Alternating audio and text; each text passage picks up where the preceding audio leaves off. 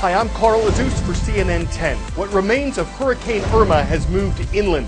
Last night, the storm had howled through Georgia toward Alabama and Tennessee and was expected to clip several other southern states. But its greatest toll on the U.S. was in Florida, where it made landfall. Last night, an estimated 65% of the state was without power, and the White House said some places wouldn't get it back for weeks. The Keys, an island chain off Florida's southern tip, took a direct hit. An official there said there was no cell service, no electricity, no running water. Satellite phones and landlines were being used to communicate. Some streets in Miami were underwater. The city's airport closed because of water damage. And while the Gulf Coast city of Tampa was not damaged as badly as many expected, and there wasn't much storm surge, the Atlantic coast city of Jacksonville saw a record storm surge. The rise in sea levels blown ashore. There was immense flooding there that officials expected to get worse. Storm surge warnings remained in Florida, Georgia, and South Carolina. And as the U.S. gets its first look at Irma's effects, parts of Cuba are grappling with severe damage. Irma killed 10 people there and at least 36 total throughout the Caribbean. Cuba and some other islands weathered Irma as a Category 5 storm. 10-second trivia. When it opened in 1943, which of these locations became the world's largest office building? The Pentagon, the Empire State Building, the Burj Khalifa, or the Venetian Las Vegas? Of these options, only the Pentagon opened in 1943, and it remains one of the biggest office buildings worldwide.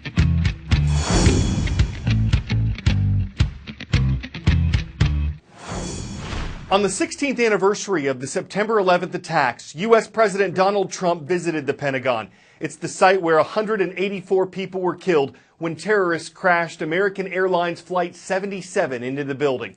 Speaking of both the attacks and the hurricanes that hit the U.S. within the past month, the president said, "When Americans are in need, Americans pull together, and we are one country." He also paid tribute to the police officers and firefighters who gave their lives trying to save other victims of September 11th. All of them love this country and pledged their very lives to protect it. That September morning, each of those brave Americans died as they had lived, as heroes, doing their duty and protecting us and our country. We mourn them, we honor them, and we pledge to never, ever forget them. I want to be surrounded by the same group of guys that are like my dad. He was my hero before he died. He was my hero because of the man he was. It's a blessing to be one of 10. You just have 9 other people who went through what you went through.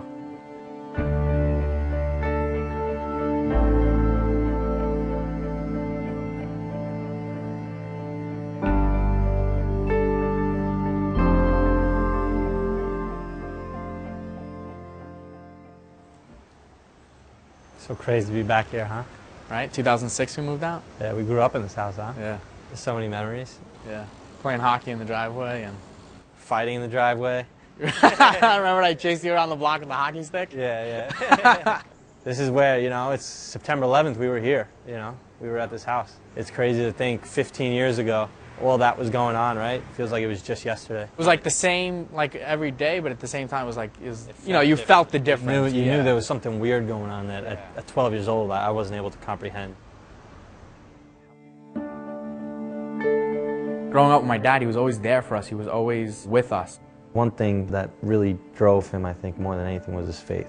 He felt blessed, definitely, to have so many kids. Joey's the 3rd, I'm the 5th.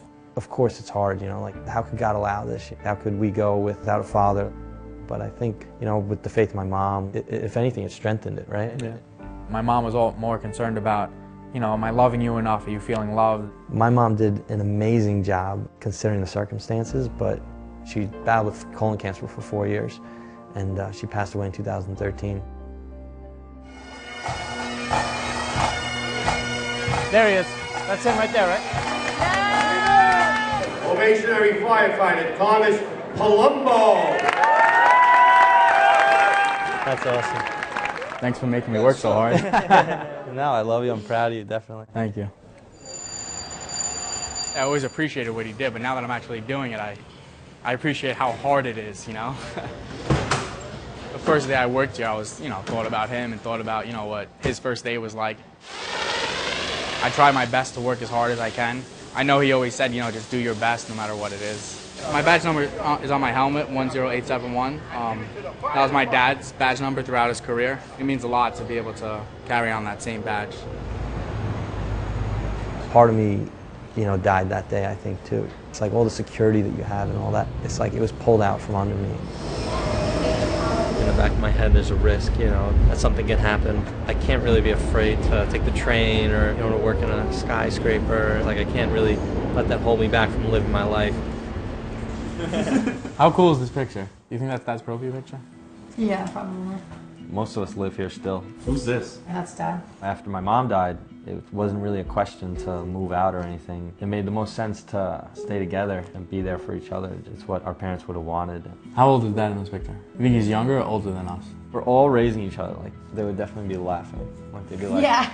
They'd be laughing like, oh my God, like, look at them trying to do everything by themselves. I think in one hand, our parents would probably be somewhat shocked. I think they also had, faith that we would all be okay. We couldn't do any of this on our own. Clearly, they're watching over us in heaven.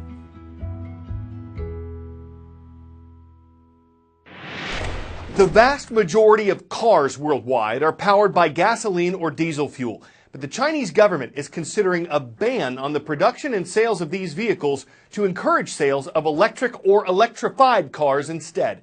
China struggles with air pollution. Part of the reason is because cities like Beijing are surrounded by mountains which can trap the haze. So Chinese leaders are thinking that if they ban cars that are powered only by gas, it'll help reduce the pollution. They haven't set a date on when this might happen, and electric and hybrid sales there, like in the U.S., make up only around 1% of all car sales in the country. So even if the government subsidizes or pays part of the price of electric or electrified car production, the change could be difficult and take decades. Automakers are making big commitments to electrified cars. That probably just means electric cars, right? No. Electrified and electric mean two different things, very different things. An electrified car is simply one that has some kind of electric motor, but it could also have a traditional gasoline engine too. Let me draw it out for you. This big circle is electrified vehicles. This smaller circle is electric vehicles.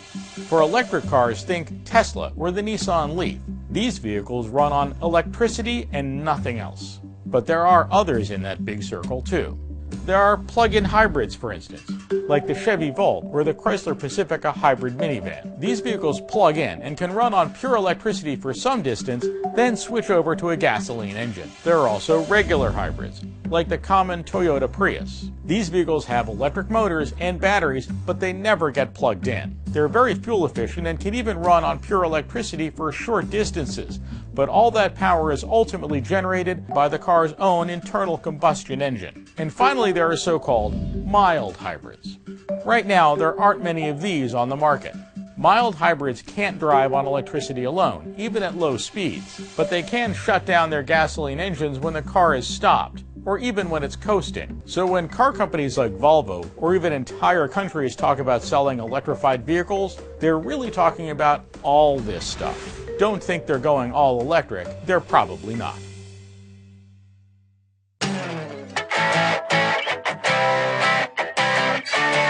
The folks running a recent charity auction for a new Ferrari expected the supercar to go for around $5 million. It went for twice that. And here's the kicker. The car, which will look like this, hasn't even been built yet. The winning bidder dropped $10 million after seeing only a picture of it.